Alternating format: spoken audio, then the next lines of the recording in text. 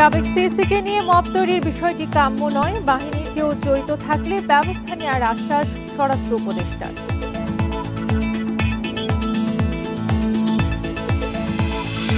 সাবেক এমপি সাবিনা আক্তার তুহিন ঢাকার নবাবগঞ্জ থেকে গ্রেপ্তার, সরকারের বিরুদ্ধে ষড়যন্ত্রমূলক কর্মকাণ্ডের অভিযোগ।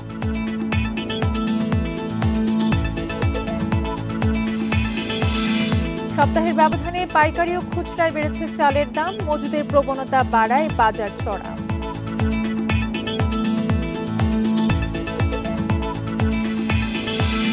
চট্টগ্রামে করোনায় আক্রান্তের চেয়ে মৃত্যু হার বেশি, উদ্বেগ। উপসর্গ দেখা দিলেই চিকিৎসা নেওয়ার পরামর্শ বিশেষজ্ঞদের।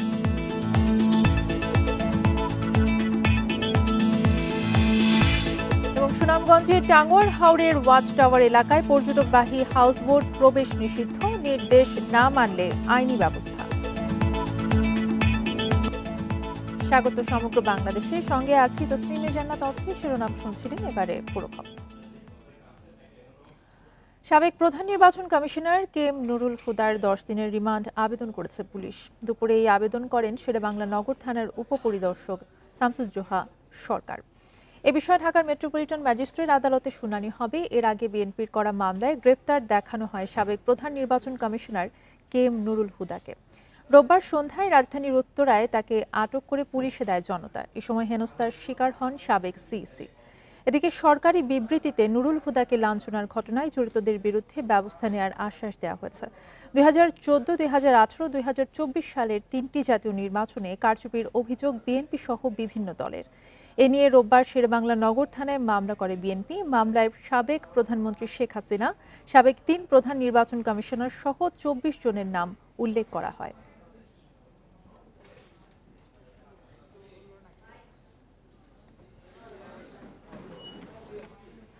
সাবেক প্রধান নির্বাচন কমিশনার নুরুল হুদাকে আটকের সময় যেভাবে মব তৈরি করা হয়েছে তা কাম্য নয়। এ ঘটনায় আইনশৃঙ্খলা বাহিনীর কেউ জড়িত থাকলে তদন্ত করে আইনি ব্যবস্থা নেওয়া হবে বলে জানিয়েছেন স্বরাষ্ট্র উপদেষ্টা জাহাঙ্গীর আলম চৌধুরী। সকালে গাজীপুরের মৌচাকে হর্টিকালচার সেন্টার পরিদর্শনে গিয়ে এসব কথা বলেন উপদেষ্টা। তিনি জানান, রোববার সাবেক প্রধান নির্বাচন কমিশনার হাবিবুল আওয়ালকে গ্রেফতারের যে খবর প্রকাশিত হয়েছে তা সঠিক নয়। তাকে এখনও গ্রেফতার করা হয়নি, তবে উত্তরা থেকে সাবেক প্রধান নির্বাচন কমিশনার নুরুল হুদা আটক হয়েছেন। কৃষিজমি দখল রোধে জমি সুরক্ষা আইন করা হচ্ছে জানিয়ে স্বরাষ্ট্র উপদেষ্টা বলেন, বিদেশি ফলের পাশাপাশি দেশীয় ফলের উৎপাদন বাড়াতে হবে যাতে এসব ফল হারিয়ে না যায়। ওনার সাথে যে একটা খারাপ দেখছেন পাঠায় দিছে, এরকম কোনো অবস্থা গ্রহণযোগ্য না। আপনারা বলবেন যদি কোনো কিছু থাকে, এইসব কোনো ঘটনা ঘটলে আইন শৃঙ্খলা বাহিনীর কাছে তারা হস্তান্তর করবে এবং আইন শৃঙ্খলা বাহিনী প্রপার অ্যাকশন নেবে। আর ওখানে আরেকটা দেখা গেছে যে আইন শৃঙ্খলা বাহিনীর সামনেও ওনার উপরে করা হচ্ছে। এটার জন্য আমরা একটা তদন্ত করে দেখব, এটার সাথে যদি কোনো আইন শৃঙ্খলা বাহিনী জড়িত থাকে তাদের বিরুদ্ধে আমরা আইনানুগ ব্যবস্থা নেব। সাবেক সিইসি নুরুল হুদাকে মবের মাধ্যমে লাঞ্ছিত করার ঘটনায় সরকার নিন্দা জানিয়েছে। সরকার মব বন্ধ করার চেষ্টা করছে বলেও জানিয়েছেন পরিবেশ উপদেষ্টা সৈয়দা রিজওয়ানা হাসান। দুপুরে সচিবালয়ে সাংবাদিকদের এই তথ্য জানান তিনি। উপদেষ্টা বলেন, পুলিশ আগের চেয়ে সক্রিয় হয়েছে। নুরুল হুদাকে মবের মাধ্যমে লাঞ্ছিত করার ঘটনায় দায়ীদের বিরুদ্ধে আইনি ব্যবস্থা নেওয়া হবে। রোববার সন্ধ্যার পর সাবেক সিইসি নুরুল হুদাকে তার উত্তরার বাসায় আটক করে হেনস্থা করে একদল লোক। পরে পুলিশের হাতে তুলে দেওয়া হয় তাকে। রাতে ডিবি কার্যালয়ে নেওয়া হয় নুরুল হুদাকে। তার বিরুদ্ধে মামলা থাকায় আইন অনুযায়ী পরবর্তী ব্যবস্থা নেওয়ার কথা জানায় ডিবি পুলিশ।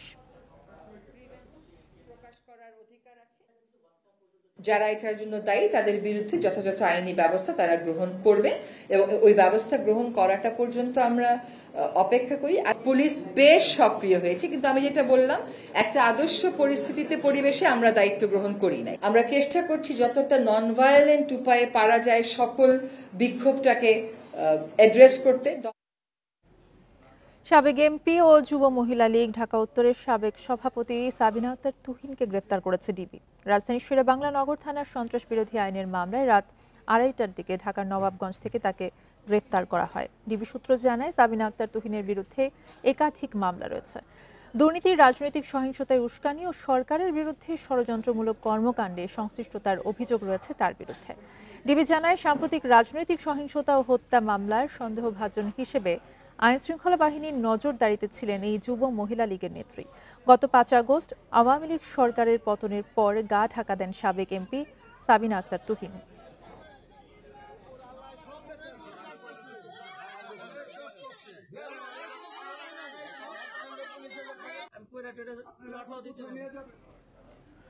বড় মৌসুমের ধান ওঠা শেষ হয়েছে মাত্রই। অন্য বছরের তুলনায় এবার ফলনও ভালো হয়েছে, তারপরেও সপ্তাহের ব্যবধানে চালের দাম বেড়ে গেছে। হঠাৎ দাম বাড়ায় ক্ষুব্ধ ক্রেতারা। এদিকে এর পেছনে মিল মালিকদের কারসাজি দেখছেন বিক্রেতারা। দেশে সবচেয়ে বেশি চাল উৎপাদন হয় বোরো মৌসুমে। কিছুদিন আগেই শেষ হয়েছে বোরো মৌসুমের ধান ওঠা, এখন বাজারে আসছে চাল। শুরুতে কমলেও এখন উল্টো চালের দাম বাড়তে শুরু করেছে বাজারে। গত কয়েকদিনে যশোরের বাজারে প্রকারভেদে চালের দাম পাইকারিতে 3 থেকে 5 টাকা পর্যন্ত বাড়তি, আর খুচরা বাজারে বেড়েছে 5 থেকে 8 টাকা পর্যন্ত। ভরা মৌসুমে চালের দাম বাড়ার জন্য মিল মালিকদের দুষছেন ব্যবসায়ীরা। অটো মিলাররা সিন্ডিকেট তৈরি করছে, ওরা নিজেরাই আপনার চালের দাম বাড়াচ্ছে। বাজার আমাদের হাতে না, আমরা তো 1 টাকা লাভ করি, এই বেশ কিছু না। যদি সরকার মিলারের উপরে পদক্ষেপ না নেয়, এই বাজার আদৌ কমবে না। দিনাজপুরের আড়তগুলোতে মিনিকেট চালের 50 কেজির বস্তা বিক্রি হচ্ছে 3700 টাকায়। গত সপ্তাহে যা ছিল 3200 টাকা। মিলাররা বলছেন মজুদের প্রবণতা বাড়ায় বাজারে হঠাৎই বেড়েছে ধানের দাম, তাই বাড়ছে চালের দামও। মিলারদের চাহিদা মোতাবেক বাজারে ধান ক্রয় করতে পারতেছে না। ধান বাজারে প্রতি বস্তায় কারণে 2 থেকে 300 টাকা বেড়ে গেছে। সেই কারণেই বর্তমানে চালের দাম একটু বেড়ে গেছে। চালের দাম বাড়তি কুষ্টিয়ার মোকামগুলোতেও। মিল মালিক এবং পাইকারি ব্যবসায়ীদের কারসাজি ঠেকাতে প্রশাসনের হস্তক্ষেপের দাবি জানাচ্ছেন নাগরিক সমাজের প্রতিনিধিরা। এটাও একটা আমার মনে হয় ব্যবসায়ীদের কারসাজি, মিলারদের কারসাজি, এবং এইগুলো প্রশাসন যারা এগুলো তদারকি করতেছে বা যারা এগুলো মনিটরিং করেন, তাদের কিন্তু এগুলো খুবই কঠোরভাবে দেখা দরকার। হঠাৎ চালের দাম বাড়ায় অস্বস্তিতে সীমিত আয়ের মানুষ। ভরা মৌসুমে এই পরিস্থিতির কোনো যুক্তি খুঁজে পাচ্ছেন না তারা। Independent news. চালের দাম বৃদ্ধি নিয়ে আরো জানাতে কুষ্টিয়া এবং দিনাজপুর থেকে আমাদের সাথে যুক্ত হচ্ছেন সহকর্মীরা। শুরুতেই চালের দাম বৃদ্ধি নিয়ে জানাতে কুষ্টিয়া থেকে আমাদের সাথে আছেন সহকর্মী মিলন উল্লাহ। মিলন, আপনি জানাবেন যে কুষ্টিয়ায় চালের বাজার পরিস্থিতি কেমন, ক্রেতা বিক্রেতাদের প্রতিক্রিয়া কেমন এই দাম বাড়ার সাথে সাথে? আসলে আপনি জানেন যে কুষ্টিয়ার যে খাজানগর চালের মোকাম, এটি কিন্তু বাংলাদেশের দ্বিতীয় বৃহত্তম একটি চালের মোকাম, এবং সেই সাথে কিন্তু চিকন চাল মানে মিনিকেট, কথিত মিনিকেট নামে প্রসিদ্ধ যে চালটি, সেই চালের জন্য কিন্তু এই বাজারটি প্রসিদ্ধ। তো গত রোজার ঈদ, কোরবানি ঈদের পর থেকে কিন্তু হঠাৎ করে কুষ্টিয়ার বাজারে সেই মিনিকেট চাল সহ বিভিন্ন রকমের চালের দামই কিন্তু কেজিতে প্রকারভেদে 2 থেকে 6 টাকা করে বেড়েছে। তো আসলে এই যে হঠাৎ করে এখন এই মুহূর্তে চালের দাম বাড়তি, এর কিন্তু কোনো নির্দিষ্ট কারণ কেউই বলতে পারছে না। চালের দাম প্রত্যেকবারই বাড়ে, প্রত্যেক বছরই 2-1 বাড়ে, এবং তখন কিন্তু মিলাররা যে গদবাঁধা কথা বলে যে তাদের ধানের দাম বৃদ্ধি এবং পরিবহন খরচ বাড়ার কারণে তাদের যে চালের দাম বাড়াতে হয়েছে, এবারও কিন্তু তার ব্যত্যয় ঘটেনি। এবারও কিন্তু আমরা যখন মিল মালিকদের সাথে কথা বলেছি, তারা কিন্তু আমাদেরকে ওই একটি কথাই বলেছে যে আসলে থার্ড পার্টি বা তৃতীয় যারা মজুতদার আছে, তারা কিন্তু এই ধান বেশি মজুত করার কারণে কিন্তু বাজারের প্রভাব পড়েছে এবং ধানের দাম বৃদ্ধি হয়েছে, যার কারণে কিন্তু চাল উৎপাদন খরচ বেড়েছে এবং সেই সাথে বেড়েছে পরিবহন খরচ, যার কারণে কিন্তু চালের দাম এই সময় বাড়াতে বাধ্য হয়েছে। আপনি প্রতিবেদনে যেমনটি বলছিলেন, আসলে যে এই সময়টা থেকে কিন্তু কয়েকদিন আগেই বড় মৌসুম গেল, সেই বড় মৌসুমেই কিন্তু এই যে সরু চালের যে জাতের ধান, এই ধানগুলো উৎপাদন হয়, তারপরেও এই সময় ধানের দাম বাড়তে এটা আসলে কোনোভাবেই সাধারণ মানুষ মেনে নিতে পারছে না। আরেকটি কথা সেটি হলো যে যখন আমরা দেখেছি যে এর আগেও সরকার যখন চাল বাইরে থেকে আমদানির ঘোষণা দেয়, তখন কিন্তু চালের দাম নিম্নমুখী হয়, কিন্তু এইবার আমদানির ঘোষণার পরেও কিন্তু চালের দাম ঊর্ধ্বগতি। আমরা এই কুষ্টিয়ার বাজারে যেটা আমরা দেখেছি যে 28 যে চাল, যেটি কাজললতা চাল, চিকন জাতের যে চাল, সেইগুলো কিন্তু প্রতিটি প্রায় কেজিতে 4 থেকে 5 টাকা, কোনোটা 6-7 টাকাও বেড়েছে। তো আসলে হঠাৎ করে কোনো কারণ ছাড়া এভাবে চাল বাড়তি, এটি আসলে কোনোভাবে গ্রহণযোগ্য নয় বলে বলছেন ভোক্তারা। এবং স্থানীয় যারা খুচরা বিক্রেতারা আছে, তারা বলছে যে আসলে মিল থেকে যখন চালের দাম বাড়ানো হয়, তখন তাদের হাতে আর কিছু করার থাকে না, কারণ তারা খুব স্বল্প লাভে কিন্তু এই চাল বিক্রি করে, যার কারণে কিন্তু এই চালের যে মূল্য বৃদ্ধি হচ্ছে, এটা নিয়ে তারাও ক্ষিপ্ত এবং তারা এর সঠিক নজরদারি কামনা করেছে সরকারের কাছে। আপনি আমাদের সাথে থাকবেন। দিনাজপুরের খবর জানবো সহকর্মী এস.এম. আলমগীর আছেন আমাদের সাথে যুক্ত। আলমগীর, দিনাজপুরের এই চালের বাজারের পরিস্থিতি কেমন জানাবেন, এবং এই চালের দাম বৃদ্ধি নিয়ে আসলে কাকে দায়ী করা হচ্ছে? দিনাজপুরের চালের বাজার আসলে গত এক সপ্তাহের তুলনায় কিন্তু সব ধরনের চালের দাম 5 থেকে 10 টাকা বেড়েছে। আপনাকে যদি বলি যে এখানে গুটি স্বর্ণা আজকের বাজার সেটি হচ্ছে 52 টাকা, আর সুমন স্বর্ণা সেটি হচ্ছে 56 টাকা, আটাশ জাতের চাল সেটি 65 টাকা, এবং মিনিকেট চাল সেই মিনিকেট চালটি প্রকারভেদে 75 থেকে 80 টাকা বিক্রি হচ্ছে, যেটি আপনার গুটি স্বর্ণা, সুমন স্বর্ণা এবং আটাশ জাতের চাল গত এক সপ্তাহ আগে 5 টাকা কম ছিল, এবং মিনিকেট চালের দামগুলো প্রকারভেদে কিন্তু 10 টাকা বেড়েছে এক সপ্তাহের ব্যবধানে। আমি এখন আছি দিনাজপুরের সবচেয়ে বড় চালের পাইকারি বাজার বাহাদুর বাজারে। এখানে যারা পাইকারি দোকানদার রয়েছেন, আমি তাদের সঙ্গে আমি কথা বললাম। তারা আমাদেরকে যেটি বলছে যে আসলে এই মুহূর্তে ভরা মৌসুম, এই ভরা মৌসুমে কোনোভাবেই কিন্তু আসলে চালের দাম বাড়ার কথা না, কিন্তু মিলাররা যেহেতু চালের দাম বাড়াচ্ছে, তাই বাধ্য হয়ে তাদেরকেও চালের দাম বাড়াতে হচ্ছে। আমি এই বিষয়ে মিলারদের সঙ্গে কথা বলেছি। মিলাররা বলছে যে ধানের দাম প্রতি মনে আসলে সব ধরনের ধানের দাম আপনার 150 থেকে 200 টাকা পর্যন্ত বেড়েছে। তারা যেটি বলতেছে যে আসলে কৃষকদের কাছে ধান নেই, ধান আসলে কৃষকদের কাছ থেকে কিনে অনেকে মজুত করে রেখেছিল, এবং মজুত করে রাখার ফলে এই যে তারা এখন সিদ্ধ এবং শুকান করে তারা আসলে এই বেশি দামে তারা লাভ নিয়ে আসলে বিক্রি করতেছে। কিন্তু আমাকে খুচরা এবং পাইকারি চাল ব্যবসায়ীরা বলতেছে আসলে এই মুহূর্তে মিলাররা যে ধানটা কিনতেছে, আসলে তাদের কাছে তো প্রথমেই যখন ধান বাজারে যখন আসে তখন কিন্তু তাদের কাছে সে ধানটাই স্টক আছে। এখনকার ধানের চাল তো বাজারে আসতেছে না, যার কারণে আসলে তারা যে বেশি দামটা নিচ্ছে আসলে এটি সিন্ডিকেট বলতেছে। আমি এ বিষয়ে জেলা খাদ্য নিয়ন্ত্রক কর্মকর্তার সাথে কথা বলেছিলাম। জেলা খাদ্য নিয়ন্ত্রক কর্মকর্তা বলেছে যে আসলে মিল গেটে 2 টাকা পর্যন্ত বেড়েছে বলে তিনি জেনেছেন।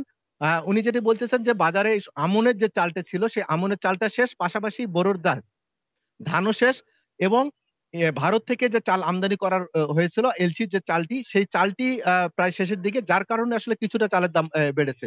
তো এভাবে আসলে আর যারা সাধারণ ক্রেতা এবং সচেতন মহল বলছে যে আসলে বাজারের সঠিক তদারকি না থাকার কারণে এবং শক্ত তদারকি না থাকার কারণে কিন্তু আসলে একটা সিন্ডিকেট কিন্তু আসলে চালের দামটা বাড়াচ্ছে। বাজারে আসলে তদারকিটা বাড়ানো হলেই কিন্তু শক্তভাবে সরকার যদি প্রশাসন থেকে যদি এই চালের বাজারে তদারকি বাড়ায়, তাহলে কিন্তু চালের দামটা অনেকটা কমে আসবে বলে আমাদেরকে জানিয়েছে। এই ছিল দিনাজপুরের চালের বাজারের সর্বশেষ অবস্থা। দিনাজপুর এবং কুষ্টিয়া থেকে জানাচ্ছিলেন আমাদের সহকর্মীরা। চট্টগ্রামে করোনা আক্রান্তের চেয়ে বেশি আতঙ্ক তৈরি করছে মৃত্যুহার। চলতি মাসে এ পর্যন্ত করোনায় মারা গেছেন 4 জন। বিশেষজ্ঞরা বলছেন জটিল রোগের রোগীরা করোনা আক্রান্ত হলে মৃত্যু ঝুঁকি বেশি, তাই কোনো উপসর্গ দেখা দিলেই হাসপাতালে চিকিৎসা নেওয়ার পরামর্শ তাদের। চট্টগ্রামে চলতি মাসের 4 তারিখ প্রথম করোনা রোগী শনাক্ত হয়। আক্রান্তের 12 দিনের মাথায় মারা যান তিনি। এ পর্যন্ত জেলায় মোট করোনা রোগী 74 জন। এর মধ্যে 4 জনের মৃত্যু হয়েছে আইসিইউতে চিকিৎসাধীন অবস্থায়। 14 বছরের কিশোর থেকে 75 বছরের বৃদ্ধও রয়েছেন মৃতের তালিকায়। বিশেষজ্ঞরা বলছেন মারা যাওয়া 4 জনই কিডনি, হৃদরোগ ও ক্যান্সারে ভুগছিলেন। জটিল রোগে আক্রান্তরা করোনা আক্রান্ত হলে ঝুঁকি কয়েক গুণ বেড়ে যায়, তাই নিবিড় পরিচর্যায়ও শেষ রক্ষা করা যায়নি। বয়স্ক মানুষ যাদের বিভিন্ন ধরনের রোগ আছে, হার্টের রোগ আছে, কিডনি রোগ আছে, প্রেশার, ডায়াবেটিস আনকন্ট্রোল, এই ধরনের বা ক্যান্সার আছে, এই ধরনের মানুষগুলো কিন্তু ঝুঁকিপূর্ণ অবস্থায় থাকবে। আমাদের এই সিটিজেনগুলো যারা এরকম অবস্থায় আছে তাদের জন্য এটা একটা খারাপ হতে পারে। এবার করোনা নিয়ে সাধারণ মানুষের সচেতনতার ঘাটতি রয়েছে বলে মনে করছে স্বাস্থ্য বিভাগ। গুরুতর অবস্থা না হলে কেউ হাসপাতালে যাচ্ছে না, তাই যে কোনো উপসর্গ দেখা দিলেই হাসপাতালে যাওয়ার পরামর্শ তাদের। আমরা কোভিড নিয়ন্ত্রণের জন্য প্রস্তুত করেছি, ওখানে পর্যাপ্ত ডাক্তার, নার্স এবং আরও অন্যান্য কর্মীদেরকে আমরা প্রদান দিচ্ছি। অতি দ্রুত এখানে যে লজিস্টিক যেগুলো আছে, ভেন্টিলেটরগুলো ফাংশনিং করা হচ্ছে। এর মধ্যে যদি কোনো রোগে খারাপ হয়, আইসিইউ সাপোর্ট লাগে, আমাদের যে 60 বেডের আইসিইউ আছে, আমরা রোগীকে সাথে সাথে ওখানে শিফট করে ফেলবো। প্রত্যেকটা ওয়ার্ড আমরা ডেঙ্গু গভর্নর করছি এখান থেকে শিফট করে যাওয়ার পর। কোভিড রোগীদের জন্য পর্যাপ্ত পরিমাণ যা দরকার সব ব্যবস্থা এখানে আছে। করোনা আক্রান্ত ও মৃত্যুর সংখ্যা বাড়লেও হাসপাতালে ভর্তি হওয়া রোগী এখনও অনেক কম। এছাড়া বিপুল সংখ্যক মানুষ পরীক্ষার বাইরে থাকছে বলেও জানিয়েছেন সংশ্লিষ্টরা। অনুপম শীল, ইন্ডিপেন্ডেন্ট নিউজ, চট্টগ্রাম। রাজশাহী অঞ্চলে ছড়িয়ে পড়েছে চরম ছোঁয়াচে চর্মরোগ স্ক্যাবিস। হঠাৎ কেন এই চর্মরোগটি ব্যাপকভাবে দেখা দিচ্ছে তা নিয়ে স্পষ্ট বক্তব্য নেই চিকিৎসকদের। তবে এটি প্রতিরোধে বাড়তি সচেতনতার উপর গুরুত্ব দিচ্ছেন জনস্বাস্থ্য বিশেষজ্ঞরা।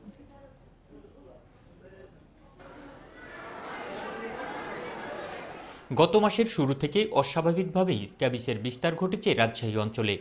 প্রথমে ছোট ছোট গুটি বের হচ্ছে শরীরে, এরপর অসহনীয় চুলকানি, আর ছোঁয়াচে হওয়ায় তা দ্রুত ছড়িয়ে পড়ছে অন্যদের মাঝে।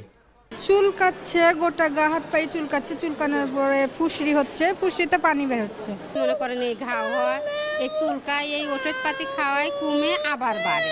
আক্রান্তদের বেশিরভাগই প্রথমে গুরুত্ব না দিলেও অসহনীয় হলে যাচ্ছেন চিকিৎসকের কাছে। গত 2 মাসে রাজশাহী মেডিকেল কলেজ হাসপাতালে চিকিৎসা নিয়েছেন 5,000-এর বেশি রোগী। 40 থেকে 45% কিন্তু গত 1 মাসে এই স্ক্যাবিসের রোগী আমরা পেয়েছি। তো এটা একটা গবেষণা হতে পারে যে আসলেই কেন এই রোগটা হঠাৎ করে রাজশাহী অঞ্চলে বেশি হচ্ছে। এই চর্মরোগ নিয়ে নগরবাসীর পাশাপাশি বেকায়দায় রাজশাহী বিশ্ববিদ্যালয়ের শিক্ষার্থীরাও। ব্যাপক হারে ছড়িয়ে পড়ায় বাড়তি চাপ সামলাতে হচ্ছে চিকিৎসকদের। 41 থেকে 45 ক্রস করে গেল, তখন চিন্তাই করলাম যে একটা ইউনিভার্সিটি মেডিকেল সেন্টার এই পরিমাণে একদিনে, তো বুঝলাম যে এটা বিষয় তো হয়ে গেছে, এটা মানে ওয়ান কাইন্ড অফ আউটব্রেক হয়ে গেছে স্ক্যাবিজের। চিকিৎসকরা বলছেন স্ক্যাবিসকে অবহেলার সুযোগ নেই, কারণ চিকিৎসার অভাবে শেষ পর্যন্ত এটি প্রভাব ফেলতে পারে কিডনিতে। লং টার্ম যদি এটার এইটা ট্রিটমেন্ট যদি না করে, আলটিমেটলি এই যে ইনফেকশন হয় সেটা সোজা কিডনিতে, এই যে অ্যাকুট গ্লোমেরুলার নেফ্রাইটিস, ওখান থেকে কিডনি ড্যামেজ করে দেবে। পরিবারের কেউ আক্রান্ত হলে সকলেরই চিকিৎসা নেওয়া জরুরি। এছাড়া পরিষ্কার পরিচ্ছন্নতার উপর জোর দিচ্ছেন চিকিৎসকরা। Ahsan Habib, Apu, independent news, Rajshahi. দেশের দ্বিতীয় বৃহত্তম রামসার সাইট টাঙ্গুয়ার হাওরের ওয়াচ টাওয়ার এলাকায় পর্যটকবাহী হাউসবোট প্রবেশ নিষিদ্ধ ঘোষণা করা হয়েছে। জেলা প্রশাসক মোহাম্মদ রেজাউল করিম এই নির্দেশনা জারি করেছেন। রোববার রাতে জরুরি বিজ্ঞপ্তিতে এই তথ্য জানানো হয়েছে। এতে বলা হয়, প্রাকৃতিক পরিবেশের ক্ষতির বিষয়টি বিবেচনায় নিয়ে টাঙ্গুয়ার হাওরের ওয়াচ টাওয়ার ও আশপাশের এলাকায় পর্যটক বহনকারী হাউসবোট চলাচল বন্ধ রাখার নির্দেশ দেওয়া হয়েছে। একই সাথে হাওরের পরিবেশের ক্ষতি হয় এমন যে কোনো কাজ থেকে সবাইকে বিরত থাকারও নির্দেশ দেওয়া হয়েছে। এছাড়া জেলার অন্য পর্যটন স্পটে ঘুরতে যাওয়ার সময় জেলা প্রশাসনের জারি করা নির্দেশনা কঠোরভাবে অনুসরণ করতে বলা হয়েছে। নির্দেশনা না মানলে আইনি ব্যবস্থা নেওয়ার হুঁশিয়ারিও দেওয়া হয়েছে। বর্তমানে প্রায় 5 শতাধিক হাউসবোট হাওরে পর্যটক নিয়ে চলাচল করছে।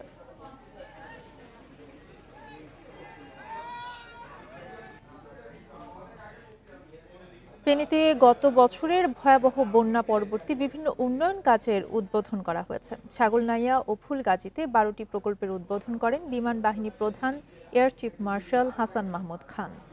সকালে ছাগলনাইয়া উপজেলার দুর্গাপুরে হাবিবুল্লাহ খান উচ্চ বিদ্যালয়ের মাঠে আয়োজিত অনুষ্ঠানে এসব প্রকল্পের উদ্বোধন ঘোষণা করেন তিনি। পরে আয়োজিত সুধী সমাবেশে বিমান বাহিনীর প্রধান বলেন, 2024 সালে দেশের দক্ষিণ পূর্বাঞ্চলে আকস্মিক বন্যায় পেশাদারিত্বের সাথে বন্যার্তদের সহায়তায় এগিয়ে যায় বিমান বাহিনী। বৈরী আবহাওয়া, যোগাযোগ ব্যবস্থার বিচ্ছিন্নতা সহ নানা চ্যালেঞ্জ সত্ত্বেও দুর্গত মানুষের সহায়তায় জরুরি উদ্ধার, ত্রাণ বিতরণ ও চিকিৎসা কার্যক্রমে কার্যকর ভূমিকা পালন করে বাহিনীর সদস্যরা। প্রায়োরিটি ছিল প্রথমে শিক্ষা প্রতিষ্ঠান এবং ধর্মীয় উপাসনালয় এবং মাদ্রাসা এবং স্বাস্থ্য। এখানে স্বাস্থ্য উপজেলা কমপ্লেক্স যেহেতু আলাদা মন্ত্রণালয়, তাদের যথেষ্ট আছে কিছু করার, সেজন্য আমরা প্রথমে মেডিকেল টিম পাঠিয়ে সাহায্য করেছিলাম এবং পরবর্তীতে আপনারা যে বিল্ডিংয়ের সামনে আমি দাঁড়িয়ে আছি, এই বিল্ডিংটা একটা উদাহরণ হিসাবে আছে। অন্যান্য জায়গায় আমরা যতটুকু প্রয়োজন ছিল সেই কাজে প্রাধান্য দিয়েছি। খাগড়াছড়িতে মানবিক সহায়তা বিনামূল্যে স্বাস্থ্য সেবা দিয়েছে সেনাবাহিনী। সকালে মাটিরাঙ্গা জোন আওতাধীন থংথং পাড়া এলাকায় সব সহায়তা দেওয়া হয়। আর্থসামাজিক উন্নয়নমূলক কর্মসূচির আওতায় 1/2 শতাধিক অসচ্ছল পরিবারের মাঝে রেশন সামগ্রী, রাবার বাগান মন্দির ও ভজেন্দ্রপাড়া মন্দির নির্মাণের জন্য ঢেউটিন প্রদান করা হয়।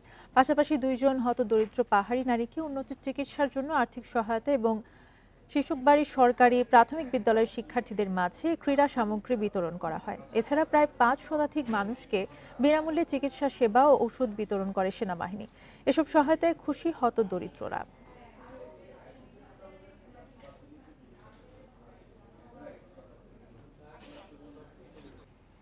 সেবা পেতে ভোগান্তি ও ঘুষ লেনদেনের অভিযোগে ময়মনসিংহের আঞ্চলিক নির্বাচন কার্যালয়ে অভিযান চালিয়েছে দুর্নীতি দমন কমিশন। সকালে এই অভিযান পরিচালনা করা হয়। এ সময় বিভিন্ন অনিয়মের সত্যতা পান দুদকের কর্মকর্তারা। এদিকে একই অভিযোগে রাজশাহী জেলা নির্বাচন অফিসে অভিযান চালিয়েছে দুর্নীতি দমন কমিশন। সহকারী পরিচালক আমির হোসাইন জানান, সেবা প্রত্যাশীদের কাছ থেকে ঘুষ নেওয়ার অভিযোগে অভিযান পরিচালনা করা হয়। অভিযানের প্রাপ্ত তথ্য কমিশন বরাবর দাখিল করে পরবর্তী ব্যবস্থা নেওয়া হবে বলে জানান কর্মকর্তারা।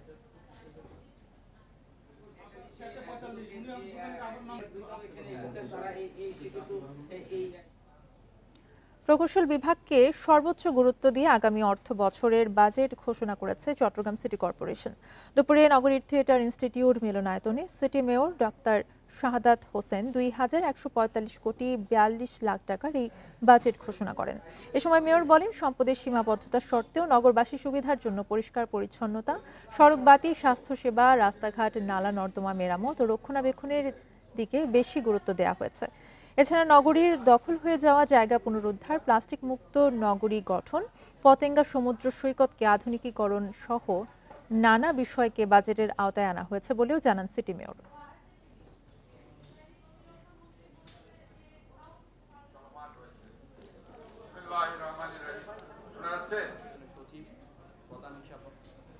এনবিআর এর চেয়ারম্যানকে অপসারণের দাবিতে আবারও কলম বিরতির ঘোষণা দিয়েছেন প্রতিষ্ঠানটির কর্মকর্তা কর্মচারীরা। কেন্দ্রীয় কর্মসূচির অংশ হিসেবে চট্টগ্রাম কাস্টমস কার্যালয়ে দুপুর 12টা পর্যন্ত 3 ঘন্টার কর্মসূচি পালন করেন তারা। দাবি আদায় না হওয়া পর্যন্ত আন্দোলন চলবে। এদিকে বেনাপুর কাস্টমস হাউসেও কলম বিরতি পালন করেন কর্মকর্তা কর্মচারীরা। বন্ধ রয়েছে কাস্টমস হাউসের অনলাইন সার্ভার। দুপুর 12টা পর্যন্ত আমদানি রপ্তানি সংক্রান্ত কোনো বিল দাখিল করা হয়নি।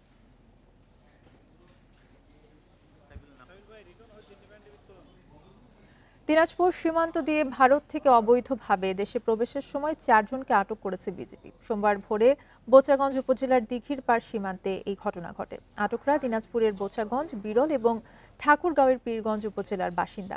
বিজিবি 42 ব্যাটালিয়নের অধিনায়ক লেফটেন্যান্ট কর্নেল আব্দুল্লাল মুইন জানান, আটকরা জানিয়েছে ৩-৪ মাস আগে কাজের জন্য দালালের মাধ্যমে অবৈধভাবে ভারতে যায় তারা। আজ দিঘির পাড় সীমান্ত দিয়ে দেশে অনুপ্রবেশের সময় তাদের আটক করা হয়। তাদের বিরুদ্ধে মামলা দিয়ে পুলিশের কাছে হস্তান্তর করা হয়েছে।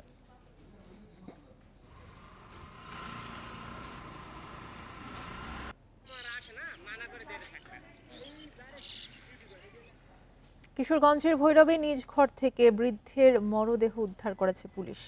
এ ঘটনায় নিহতের ছেলে রিকশা চালক আলামিনকে আটক করা হয়েছে। গত রাতে উপজেলার ভৈরবপুর উত্তরপাড়া এলাকায় এই ঘটনা ঘটে। নিহত হাফিজ উদ্দিন নরসিংদীর রায়পুরা উপজেলার মণিপুরা গ্রামের বাসিন্দা। তিনি ভৈরবপুর উত্তরপাড়া জালাল মিয়ার বাড়িতে ছেলেকে নিয়ে দীর্ঘদিন ধরে ভাড়া থাকতেন। একসময় কাঠমিস্ত্রির কাজ করলেও বার্ধক্যজনিত কারণে ওই পেশা ছেড়ে তিনি ভিক্ষা করতেন। প্রাথমিক জিজ্ঞাসাবাদে বাবাকে হত্যার কথা স্বীকার করে ছেলে আলামিন এবং তার দাবি, তার বাবা ভিক্ষা করে এটা সে মেনে নিতে পারছিল না। বারবার নিষেধের পরেও তা না মানায় ক্ষোভ থেকে এই হত্যাকাণ্ড বলে জানিয়েছে পুলিশ।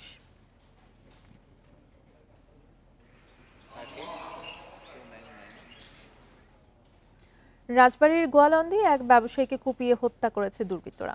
রোববার রাতে উপজেলার মহিলা সমিতির অফিস এলাকায় এই ঘটনা ঘটে। পুলিশ জানায়, সকালে ব্যবসায়ী মোহাম্মদ নজরুলের মরদেহ পড়ে থাকতে দেখে পুলিশে খবর দেয় স্থানীয়রা। পরে মরদেহ উদ্ধার করে মর্গে পাঠানো হয়। রাতের কোনো এক সময় তাকে কুপিয়ে হত্যা করা হয়েছে বলে ধারণা করছে পুলিশ। নজরুলের বিরুদ্ধে গোয়ালন্দ থানায় মাদক ও জুয়ার 2টি মামলা রয়েছে।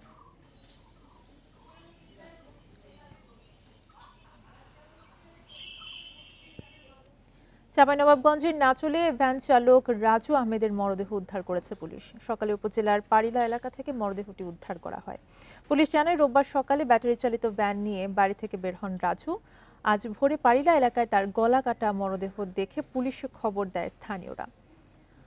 প্রাথমিকভাবে ধারণা করা হচ্ছে ভ্যান ছিনিয়ে নিতে রাজুকে হত্যা করা হয়। এদিকে হবিগঞ্জ শহরের ঈদগাহ পুকুর থেকে এক মাদ্রাসা ছাত্রের মরদেহ উদ্ধার করা হয়েছে। গতরাতে তাহমিদ বাসা থেকে বের হয়ে আর ফেরেনি।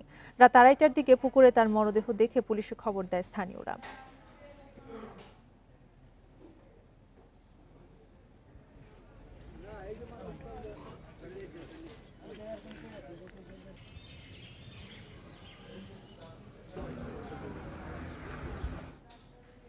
বাগেরহাটের সুন্দরবন থেকে অস্ত্রগুলি সহ বনদস্যু সোহেল রানা মিঠুকে গ্রেপ্তার করেছে কোস্টগার্ড। ভোরে সুন্দরবনের শিবসা নদীর আওড়া ভাওয়ানি খালে অভিযান চালিয়ে তাকে গ্রেপ্তার করা হয়।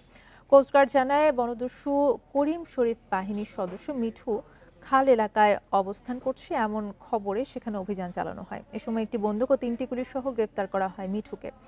প্রাথমিক জিজ্ঞাসাবাদে জেলে ও মোয়ালদের কাছে থেকে চাঁদা আদায় এবং ডাকাতির সঙ্গে জড়িত থাকার কথা স্বীকার করেছে মিঠু। দস্যুতা বন্ধে অভিযান অব্যাহত থাকবে বলে জানিয়েছে কোস্টগার্ড।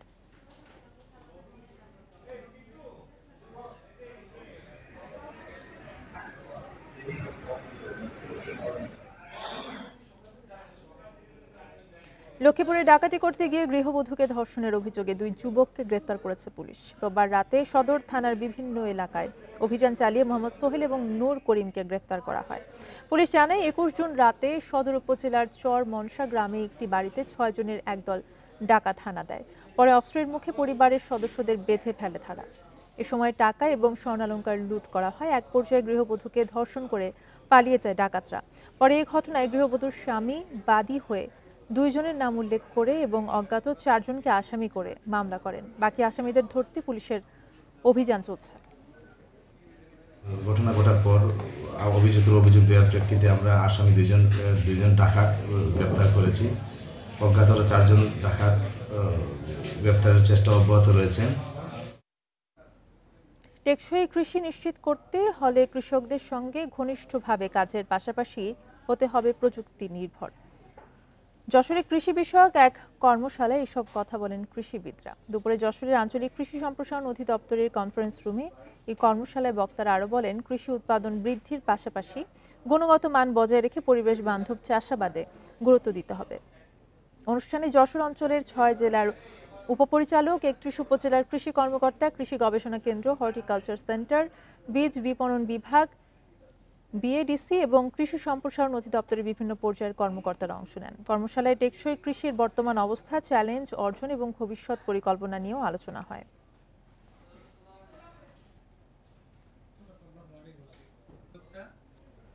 বরিশালে বিগত আওয়ামী লীগ সরকারের সময় বিরোধী রাজনৈতিক নেতাকর্মীদের বিরুদ্ধে পুলিশের করা 100টি মামলা প্রত্যাহার করা হয়েছে। মন্ত্রণালয় থেকে পাঠানো তালিকা যাচাই বাছাই শেষে 125টি মামলা প্রত্যাহারযোগ্য মর্মে সুপারিশ করা হয়। গতকাল এসব মামলা প্রত্যাহারের জন্য মন্ত্রণালয় থেকে নির্দেশনা দেওয়া হয়েছে। আসামিদের মধ্যে আছেন বিএনপি ও জামায়াতের 5000 নেতাকর্মীর নাম। প্রতিটি মামলার বাদী ছিল পুলিশ। প্রত্যাহার এসব মামলার মধ্যে 68টি ছিল 1974 সালের বিশেষ ক্ষমতা আইনে করা। বাকিগুলোর মধ্যে পেনাল কোড, বিস্ফোরক আইন ও পুলিশ অ্যাসল্ট ধারায় করা হয়। মামলা প্রত্যাহারের জন্য মন্ত্রণালয় থেকে আমাদেরকে নির্দেশ দিয়েছে। আমরা সেই মোতাবেক আমরা প্রত্যেকটি আদালতে সলিসিটর মহোদয় বর্তমান এবং আইন মন্ত্রণালয়ের সচিব তাদের নির্দেশক্রমে আমরা প্রত্যেকটি কোর্টে প্রেয়ার দিয়েছি মামলা প্রত্যাহারের। পটুয়াখালীর রাঙাবাড়িতে মাছ ধরা ট্রলার থেকে পড়ে আলামিন নামে এক জেলে নিখোঁজ হয়েছেন। সকালে উপজেলার চর মন্তাজ ঘাটে ঘটনা ঘটে। পুলিশ জানায় 5 দিন আগে এমবি আসাদুল নামের ট্রলারে মাছ ধরতে যান আলামিন। মাছ ধরা শেষে সকালে ট্রলারটি চর মন্তাজ ঘাটে এসে পৌঁছায়। ঘাটে ভেড়ানোর সময় অসাবধানতাবশত নদীতে পড়ে যান তিনি। পরে খবর পেয়ে ফায়ার সার্ভিস ও কোস্টগার্ড ঘটনাস্থলে গিয়ে উদ্ধার অভিযান শুরু করেছে।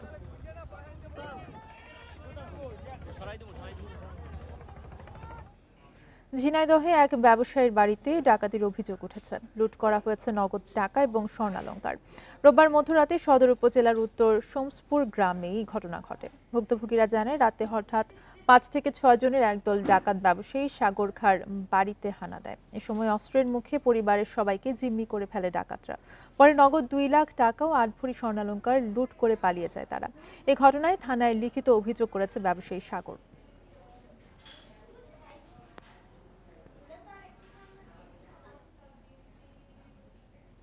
পিরোজপুরে বিভিন্ন সময় চুরি যাওয়া 26টি মোবাইল ফোন উদ্ধারের পর মালিকদের কাছে হস্তান্তর করেছে পুলিশ। সকালে পুলিশ সুপার কার্যালয়ে এসব হস্তান্তর করা হয়। পুলিশ সুপার খান মোহাম্মদ আবু নাসের জানান, জেলার 7 উপজেলা থেকে বিভিন্ন সময় চুরি যাওয়া ফোন উদ্ধারে অভিযানে নামে পুলিশ। অভিযানে মোট 26টি মোবাইল ফোন উদ্ধার করা হয়। পরে তা প্রকৃত মালিকদের কাছে হস্তান্তর করা হয়। এছাড়া হ্যাক হওয়া কয়েকটি ফেসবুক আইডিও উদ্ধার করে মালিকদের বুঝিয়ে দেয় পুলিশ।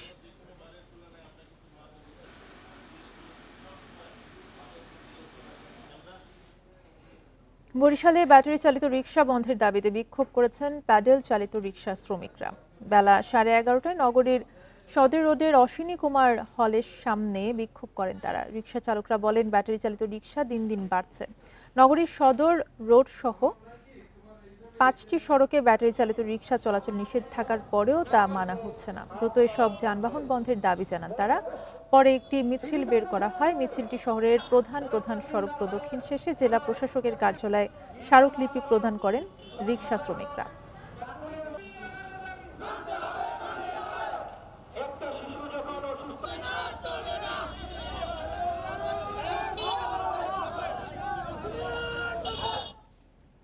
6 মাস ধরে ওষুধ সংকটে ব্যাহত হচ্ছে খাগড়াছড়িতে ইউনিয়ন স্বাস্থ্য এবং পরিবার কল্যাণ কেন্দ্রের চিকিৎসা সেবা। কেন্দ্রগুলোতে মিলছে না প্রয়োজনীয় ওষুধ, পাশাপাশি রয়েছে জনবল সংকটও। তবে সংকট নিরসনে দ্রুত উদ্যোগ নেওয়ার আশ্বাস দিয়েছে কর্তৃপক্ষ। খাগড়াছড়ির প্রত্যন্ত দুর্গম এলাকায় হতদরিদ্র মানুষের চিকিৎসার একমাত্র ভরসা ইউনিয়ন স্বাস্থ্য ও পরিবার কল্যাণ কেন্দ্র। গত 6 মাসের বেশি সময় ধরে মিলছে না কোনো ওষুধ, এতে ব্যাহত হচ্ছে চিকিৎসা সেবা। হসপিটালে এখন ওষুধের তাছাড়া এখনো সরকারিভাবে যে কিছু এরকম পাঠায় নাই, এই কারণে আমরা একটু সমস্যা আছে। সরকারের দিচ্ছে না যে সেজন্য আমরা পাচ্ছি না, এই জন্য আমরা সেবা পাইতেছি, ওষুধ পাইতেছি না। সংকট নিরসনে দ্রুত ওষুধ সরবরাহ না বাড়ালে চিকিৎসা কার্যক্রম ভেঙে পড়ার শঙ্কায় চিকিৎসক ও স্বাস্থ্যকর্মীরা। 5-6 মাস যাবত একটু ওষুধ সংকটের কারণে আমরা রোগীদের একটু সেবা দিতে আমাদের জন্য একটু কষ্টসাধ্য হয়। 6 মাস যাবত আমাদের কোনো ওষুধ বা ডিডিএস কিট কোনো দেওয়া হচ্ছে না। 9 উপজেলায় 22টি ইউনিয়ন স্বাস্থ্য ও পরিবার কল্যাণ কেন্দ্রে রয়েছে জনবল সংকটও। 386 পদের বিপরীতে আছেন মাত্র 236 জন। জনবল ও ওষুধ সংকট নিরসনে ঊর্ধ্বতন কর্তৃপক্ষকে অবহিত করা হয়েছে বলে জানান স্বাস্থ্য কর্মকর্তা। প্রয়োজনীয় জনবলের মাত্র 1/3 এখন কর্মরত রয়েছে। জনবল নিয়োগও দীর্ঘদিন যাবৎ হচ্ছে না। আমাদের ঊর্ধ্বতন কর্তৃপক্ষ কিন্তু এই ওষুধ সংকটের বিষয়টি অবহিত আছে। আমরা সহায়তা পেলে হয়তো এই সংকট কিছুটা আমরা কাটিয়ে উঠতে পারব। ইউনিয়ন স্বাস্থ্য ও পরিবার কল্যাণ কেন্দ্রের কার্যক্রম ব্যাহত হওয়ায় সেবা থেকে বঞ্চিত হচ্ছেন জেলার প্রায় 2 লক্ষাধিক মানুষ। Independent news. চাঁদপুর থেকে অনলাইনে ইলিশ বিক্রির নামে প্রতারণা বন্ধ করতে উদ্যোগ নিয়েছে জেলা প্রশাসন। এখন থেকে অনলাইনে ইলিশ ব্যবসার জন্য নিবন্ধন নিতে হবে। এই বিষয়ে সম্প্রতি বিশেষ বিজ্ঞপ্তি জারি করেছেন চাঁদপুরের জেলা প্রশাসক মোহাম্মদ মহসিন উদ্দিন। এতে বলা হয়, চাঁদপুর জেলার ইলিশের নাম করে বিভিন্ন অসাধু ব্যবসায়ী ভুয়া ফেসবুক পেজ খুলে সাধারণ মানুষকে প্রতারণা করছে। এই ধরনের প্রতারণা রোধে অনলাইনে ইলিশ ব্যবসায়ীদের তালিকা তৈরির উদ্যোগ নেওয়া হয়েছে। ইলিশের অনলাইন ব্যবসার জন্য আগ্রহী প্রার্থীদেরকে জেলা প্রশাসকের কার্যালয় থেকে যোগ্যতা সাপেক্ষে নির্ধারিত ফর্ম আবেদন করতে হবে। এই ছিল এখনকার সংবাদের সাথে থাকায় ধন্যবাদ সবাইকে।